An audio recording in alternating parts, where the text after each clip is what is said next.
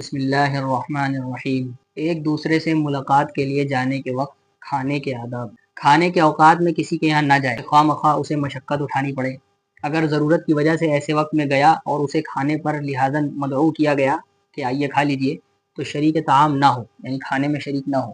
اگر بے تکلف دوست ہو تو وہ اس سے مستثنیٰ ہے، وہ شریک ہو سکتا ہے۔ بے تکلف دوستوں اور محفلوں سے کھانا طلب کر کے بھی کھایا جا سکتا ہے، مانگ کر کے بھی کھایا جا سکتا ہے۔ چنانچہ حضرت رسول پاک صلی اللہ علیہ وسلم اور حضرت صدیق اکبر رضی اللہ عنہ، حضرت ابو ایوب انصاری اور ابو حیثم رضی اللہ عنہما کے یہاں تشریف لے گئے اور کھانا طلب کیا اور کھایا۔ اگر معلوم ہو کہ صاحب خانہ سے فرمائش شادمانی اور مسرت کا باعث ہوگی تو فرمائش کر سکتا ہے۔ اگر یہ خیال ہو کہ اگر صاحب گھر والے سے ہم کھانے کی درخواست کریں گے اور اس سے کہیں گے کہ بھائی کھانا کھلاؤ تو وہ خوش ہوگا۔ چنانچہ امام شافعی رحمہ اللہ بغداد میں زعفرانی رحمہ اللہ کے یہاں تشریف فرما تھے۔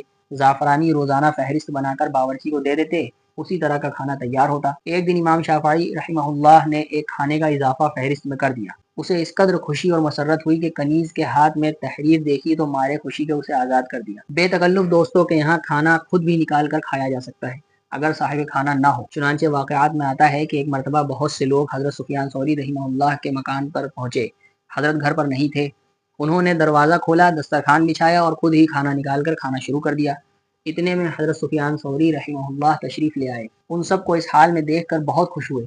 ایک مرتبہ حضور صلی اللہ علیہ وسلم حضرت بریرہ رضی اللہ عنہا کے یہاں تشریف لے گئے اور ان کی غیر موجودگی میں ان کے یہاں کھانا تناول فرمایا۔